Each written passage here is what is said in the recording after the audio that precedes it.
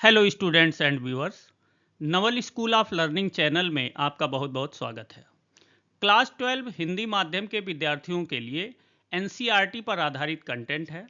Content create करते हुए quality of the content and time का विशेष ध्यान रखा गया है। एक्सप्लेनेशन टू द पॉइंट है, जिससे कम समय में आपकी बेहतरीन तैयारी हो सके। इससे आप मेमोरी नोट्स भी बना सकते हैं, जिससे एग्जाम से पहले आप आसानी से रिवीजन कर सकें। आइए शुरू करते हैं आज की class. Let's learn until you perform. आज हम सक्रिय और निष्क्रिय प्रतिरक्षा के बारे में अध्ययन करेंगे। आइए समझते हैं सक्रिय प्रतिरक्षा। जब परपोषी प्रतिजनों का सामना करता है तो उसके शरीर में प्रतिरक्षी पैदा होते हैं। इस प्रकार की प्रतिरक्षा सक्रिय प्रतिरक्षा कहलाती है।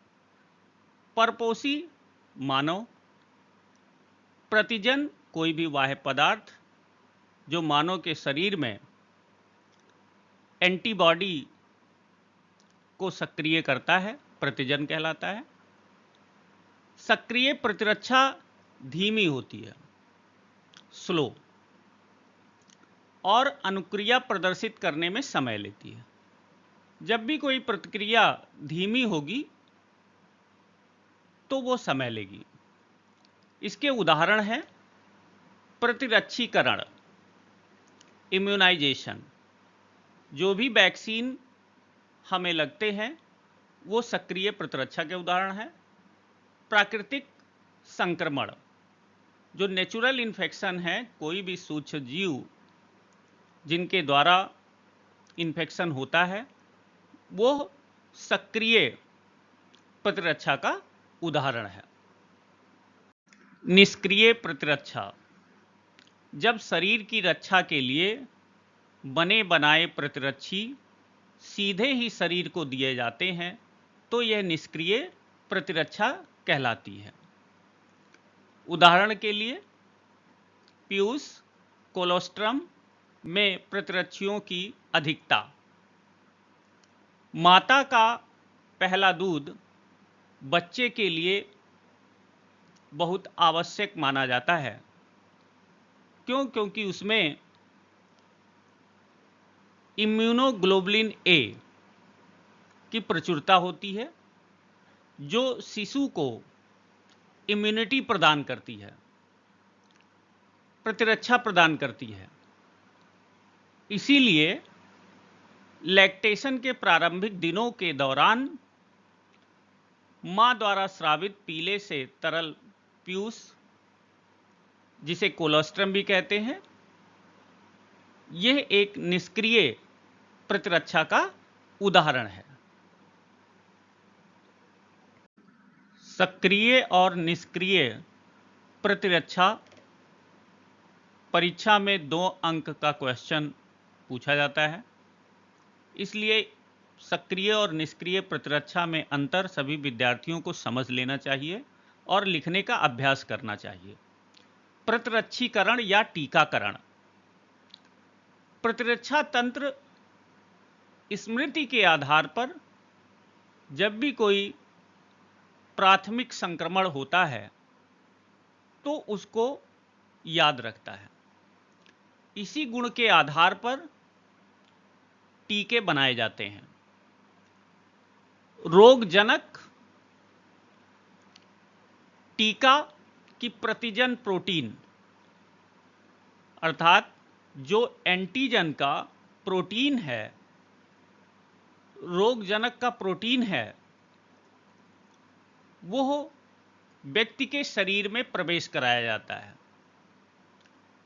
उसकी पोटेंसी इतनी ज़्यादा नहीं होती है कि वो रोग काज कर सके या रोग कारक हो सके, लेकिन इतनी पोटेंसी होती है कि हमारे शरीर में इम्यूनिटी को सक्रिय कर सके।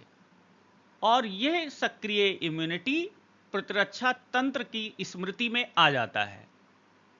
फिर पुनः जब कोई भी लाइव माइक्रोब्स या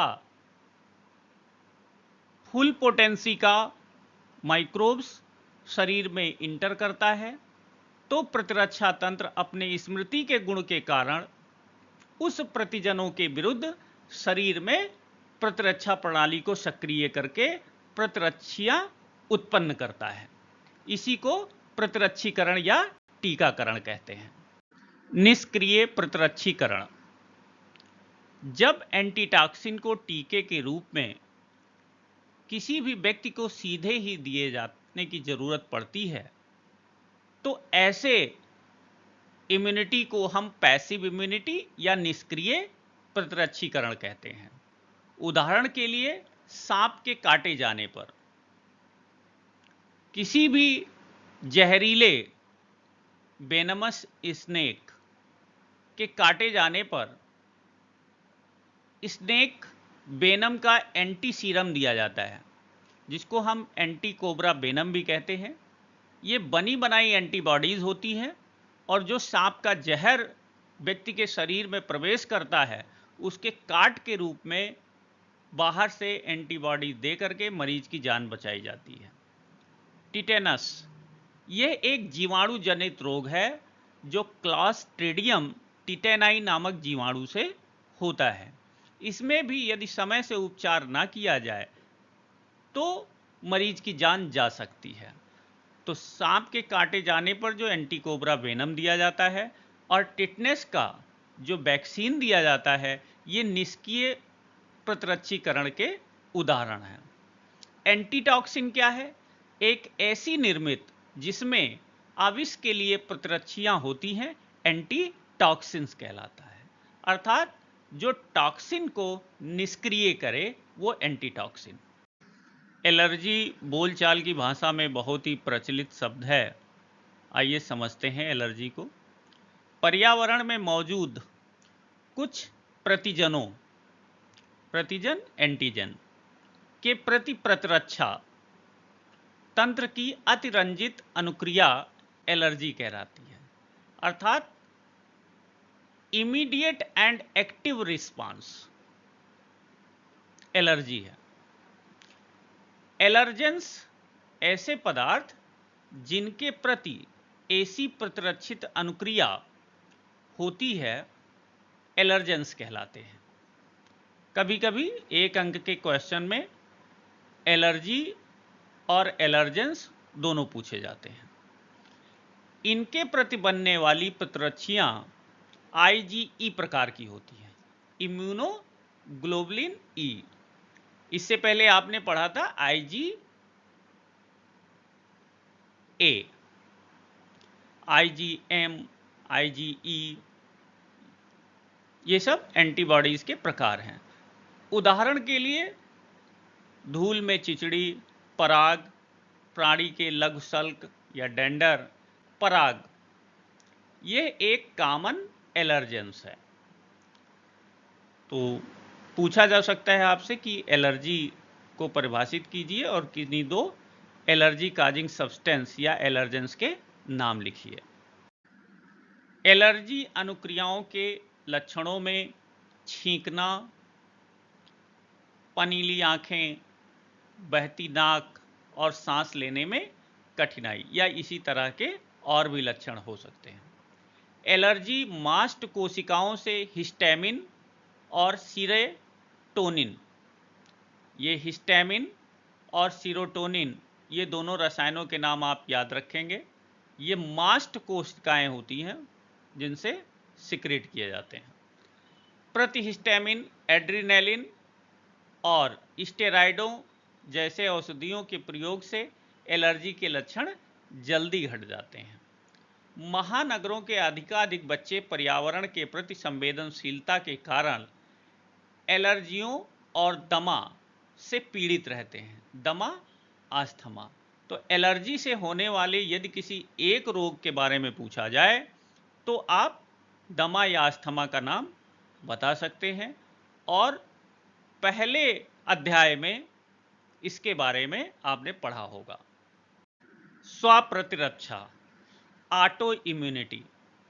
कभी कभी आनुवंशिक अर्थात जेनेटिक्स और अज्ञात कारणों से शरीर अपनी ही कोशिकाओं पर हमला कर देता है।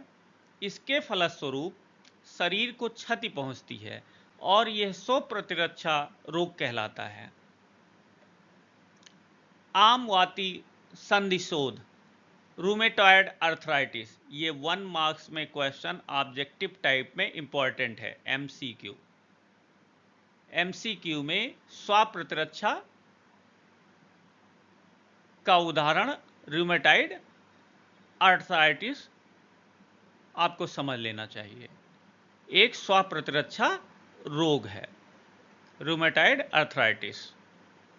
हमारे शरीर में प्रतिरक्षा तंत्र, इसमें लसिकाभ अंग या लिम्फॉयड ऑर्गन्स, ऊतक टिश्यूज, कोशिकाएं सेल्स और कुछ घुलनशील अणु, ये हमारे शरीर में प्रतिरक्षा तंत्र को बनाते हैं। आइए लसिकाभ अंग को समझते हैं या लिम्फॉयड ऑर्गन्स को समझते हैं। ये ही वे अंग हैं जिनमें लसिकाणुओं की उत्पत्ति या परिपक्वन मैच्यूरेशन और प्रचुरोद्भवन प्रोलिफरेशन होता है।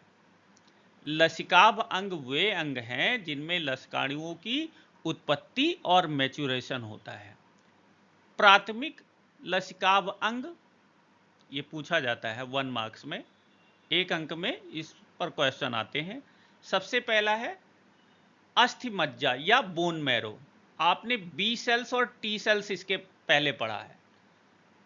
दूसरा है thymus, T cells, T for thymus and B for bone marrow. यहां पर आप चित्र में देख सकते हैं कि लिम्फेटिक सिस्टम हमारे शरीर का दिखाया गया है, जिसमें लसिका ग्रंथियां, लिम्फ नोड्स, थाइमस, ये चेस्ट के बीच में दिखाई पड़ रहा है आपको, थाइमस, लसिका वाहिकाएं, लिम्फेटिक बेसल्स। द्वितीयक लसिकाभ अंग, सेकेंडरी लिम्फॉयड ऑर्गन्स। द्वितीयक लसिकाभ अंग ऐसे स्थान हैं जहां लसिकाणुओं की प्रतिजन के साथ पारस्परिक क्रिया होती है, जो बाद में प्रचुर संख्या में उत्पन्न होकर प्रभावी कोशिकाएं बन जाते हैं।